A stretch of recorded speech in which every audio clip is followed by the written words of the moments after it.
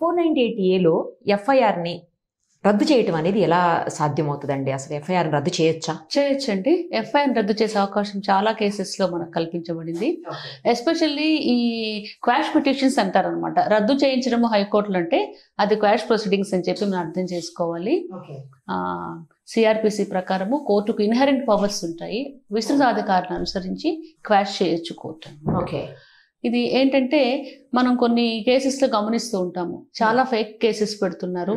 లేకపోతే పోలీసులు లేకపోతే కంప్లైంట్స్ కుమ్ముక్కై కేసులు పెట్టారు. కొంతమందిని ఇరికించడం కోసం పెట్టేటటువంటి కేసులు ఎక్కువగా ఉంటుంటాయి అన్నెసరీగా అనమాట.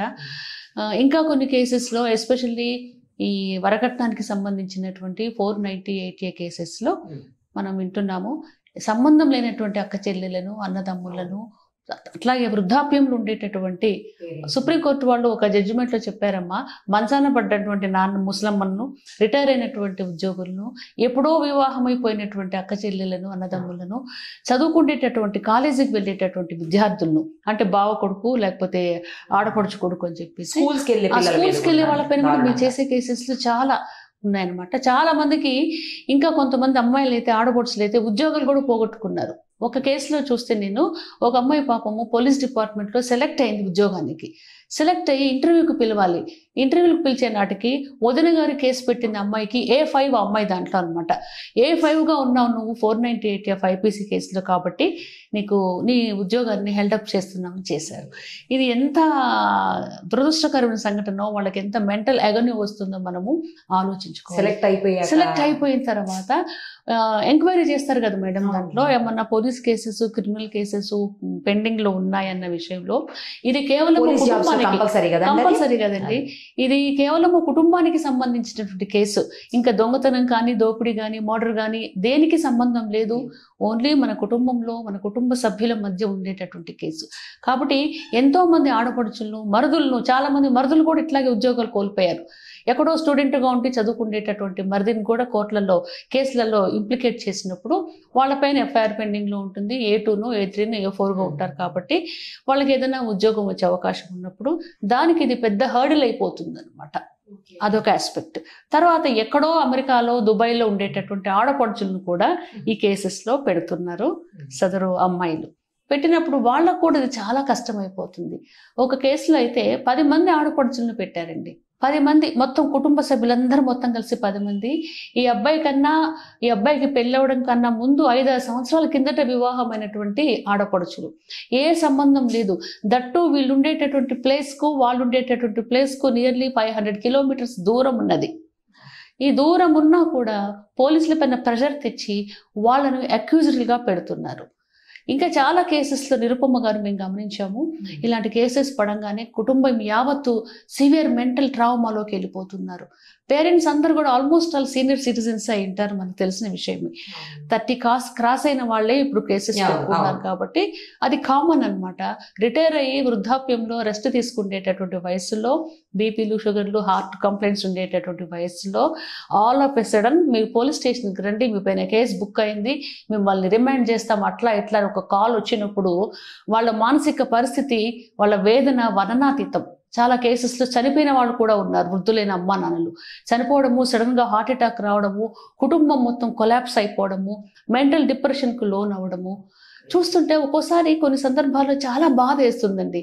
కొన్ని సందర్భాల్లో కొన్ని కేసెస్లో చూస్తే నిజమైన తీవ్రమైన హింసలు కూడా ఉంటాయి.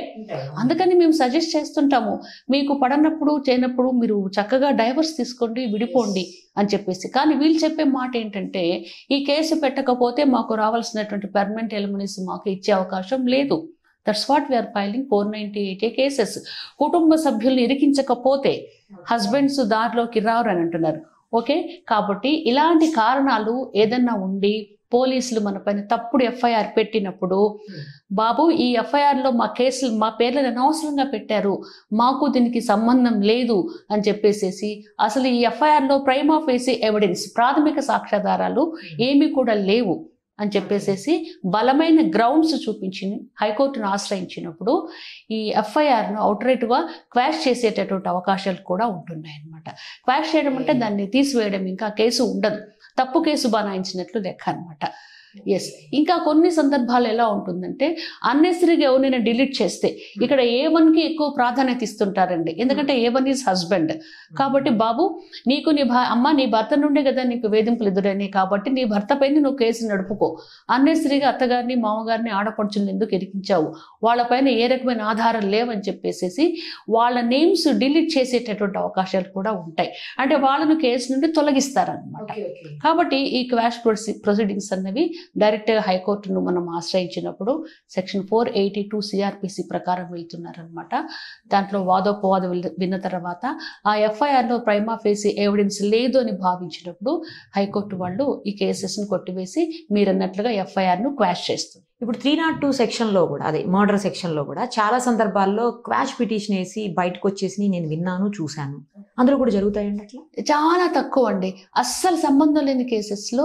ఎందుకంటే ఇది లాయర్ యొక్క వాదన పట్టిమను బట్టి ఉంటుంది, తర్వాత FIRలో ఉండేటటువంటి లాక్యునస్ బట్టి ఉంటుంది, లేదా వీళ్ళకి ఫేవర్గా ఉండేటటువంటి గ్రౌండ్స్ అంటే కారణాలు, సహేతుకమైన కారణాలు కోర్టు వారి ముందు మనం ప్రొడ్యూస్ చేసినప్పుడు, దానికి తగినటువంటి సపోర్టివ్ జడ్జిమెంట్స్ పెట్టినప్పుడు అప్పుడు దాన్ని క్షుణ్ణంగా పరిశీలించి, ఎందుకంటే అది చాలా సివియర్ కేసు కాబట్టి 302 IPC దాంట్లో ఎంతో చాలా బలమైనటువంటి ప్రైమా ఫేసి ఎవిడెన్స్ లేదు అనడానికి బలమైన సాక్ష్యాధారాలు ఉన్నప్పుడు, బలమైన గ్రౌండ్స్ ఉన్నప్పుడు మాత్రమే అలాంటి కేసెస్ నుంచి వాళ్ళకు విముక్తి కలిగేటటువంటి అవకాశం ఉంటుంది. అంటే A2, A3 స్థాయి వ్యక్తులు కూడా బయటకు వచ్చారండి?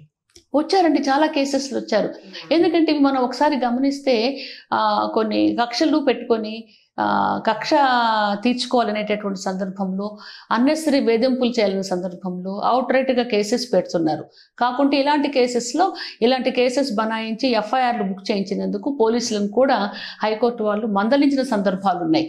ఎందుకంటే దాంట్లో ఏమి ఎవిడెన్స్ లేకుండా, ప్రైమా ఫేసి ఎవిడెన్స్ ఏమి లేకుండా, ఏ రకమైన సాక్ష్యాధారాలు సేకరించకుండా, వాళ్ళు వినకుండా అవుట్ రైట్గా FIRలు బుక్ చేయడము, వాళ్ళు అరెస్ట్ చేస్తామని చెప్పేసి బెదిరించడము, మెంటల్ టార్చర్కి గురి చేయడం తప్పు. కాబట్టి ఇలాంటి కేసెస్ను క్వాష్ చేసేటప్పుడు బై ద వే పోలీసులకు కూడా కొన్ని గైడ్ లైన్స్ ఇవ్వడం కానివ్వండి, వాళ్లకు కొన్ని కొంత వాళ్ళకి వాళ్ళ వ్యవహార ధోరణిలో మార్పు వచ్చేలాగా మందలించడం కానీ జరుగుతుంది అనమాట. కాకపోతే చాలా తక్కువ, ఇంకా ఎంతో బలమైనటువంటి ఆధారాలు ఉంటే తప్ప క్వాష్ చేయరు. ఇటీవల కాలంలో కూడా కొంతమంది గౌరవనీయ జడ్జెస్ 498 IPC క్వాష్ చేయాలంటే కూడా ఇష్టపడట్లేదు. ఎందుకంటే మహిళలకు ఉండేటటువంటి చట్టము ఇదొక్కటే.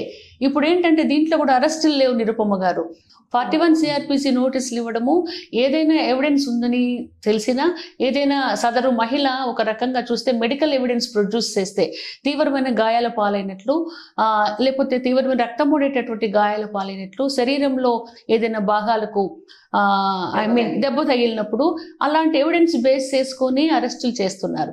లేదా కట్నం ఇచ్చినట్లుగా వాళ్ళ దగ్గర ప్రాపర్ ఎవిడెన్స్ ప్రొడ్యూస్ చేసినప్పుడు మాత్రం అరెస్ట్ చేస్తున్నారు.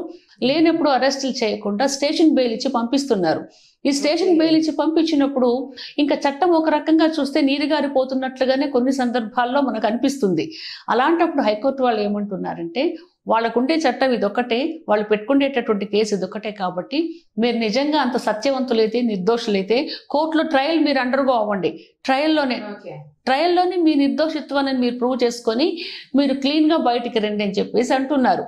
అంటే మంచి కారణం ఉండి మంచి ఎవిడెన్స్ ఉంటేనే క్వాష్ చేస్తున్నారండి. ఈ క్వాష్ పిటిషన్స్ చాలా ఇప్పుడుగా పెండింగ్లో ఉంటున్నాయి. రాగానే క్వాష్ పిటిషన్ వేయంగానే మనకేదో బెనిఫిట్ వస్తుందని చెప్పేసి అనుకోనక్కర్లేదు. జస్ట్ స్టే ఇస్తే తప్ప ఏమి రాదనమాట. ఇప్పుడు హైకోర్టులో మనం క్వాష్ వేసినప్పుడు దాంట్లో స్టే అడగాలి. స్టే అడిగినప్పుడు ఈ క్వాష్ ప్రొసీడింగ్స్ పిటిషన్ తేలేటంత వరకు క్రింద కోర్టులో ఉండేటటువంటి మెజిస్ట్రేట్ కోర్టులో ఉండేటటువంటి 498 కేసు స్టే వస్తుంది, విచారణ ఆగిపోతుంది. మధ్యంతర ఉత్తర్వు ఇస్తారనమాట, ఇంటీరియం ఆర్డర్ ఇస్తారు. అట్లా ఇస్తేనే బెనిఫిట్ అవుతుంది తప్ప స్టే ఇవ్వకుండా జస్ట్ అడ్మిట్ నోటీస్ అన్నారనుకోండి, ఈ అడ్మిట్ నోటీస్ అన్నప్పుడు మినిమం 5 or 6 years కూడా పడుతుంది. ఇటు వీళ్ళు స్టే ఇవ్వలేదు కాబట్టి క్రింద కోర్టులో ప్రొసీడింగ్స్ జరుగుతాయి. ఇది తేలే లోపల ఇక్కడే మనకు చావోరేవో తెలుసుకుంటున్నారు అనమాట. ఓ, సో ఇలా అయితే గానీ మీరు అన్నట్లు ఇంటర్ ఆర్డర్ వస్తేనే యూజ్. ఎస్, స్టే వస్తేనే యూజ్. స్టే రాకుంటే కింద కోర్టులో కేసు అయిపోతుంది లోపల హైకోర్టులో తేలేంత వరకు. కాబట్టి చాలా మంది కూడా వెళ్ళడం లేదు. వాళ్ళకుండే ఎవిడెన్స్లన్నీ బేస్ చేసుకొని ఈ ట్రయల్ వాళ్ళు సక్సెస్ఫుల్ గా నడుపుకొని నిర్దోషులుగా బయటకు వచ్చేటటువంటి ప్రయత్నాలు చేసుకుంటున్నారు. కాకుంటే more than 50% of the cases ఏం జరుగుతుందంటే కాంప్రమైజ్ అయిపోతున్నారండి. అమ్మాయిలతో కాంప్రమైజ్ అయ్యి పంచాయతీలు పెట్టించుకొని వారికి ఇవ్వాల్సిన డబ్బులు ఇచ్చేసేసి, కొన్ని సందర్భాలు అంతకంటే కూడా ఎక్కువ డబ్బులు ఇచ్చేసేసి ఈ ట్రయల్ ప్రొసీడింగ్స్ భరించలేక, ఎందుకంటే 5-6 ఏళ్ళు పట్టినప్పుడు మనకి ఎంతో నష్టం అవుతుందండి. వాళ్ళ కెరీర్ పరంగా కానీ, వృత్తిపరంగా కానీ, కుటుంబంలో ఒక రకమైన మెంటల్ అన్రెస్ట్ ఉంటుంది. కాబట్టి చాలా కేసెస్లో 498A కేసెస్లో వాళ్ళు రిమాండ్ అయినా అవ్వకపోయినా కేసు హీరింగ్కి వచ్చే నాటికి అందరూ కూడా కాంప్రమైజే చేసుకుంటున్నారు. డబ్బుల ద్వారానే కాంప్రమైజ్ అవుతుంది. కాంప్రమైజ్ అంటే కేసు ఎత్తివేసుకోవడం కాదు, అమ్మాయికి కొంత రూపాయిన డబ్బులు ఇవ్వడము, ఎలిమని రూపాయిన డబ్బులు ఇవ్వడము, ఆ అమ్మాయి వస్తువులు ఏదన్నా ఉంటే అప్పచెప్పడము, కాంప్రమైజ్ అవ్వడము, కేసు విత్డ్రా చేయించుకోవడము, కన్సెంట్ డైవర్స్కు వెళ్ళిపోవడం అనమాట. ఇది మన 498A కేసెస్లో జరిగినటువంటి వ్యవహారం. మేడం, ఇంకొక విషయం చెప్పండి.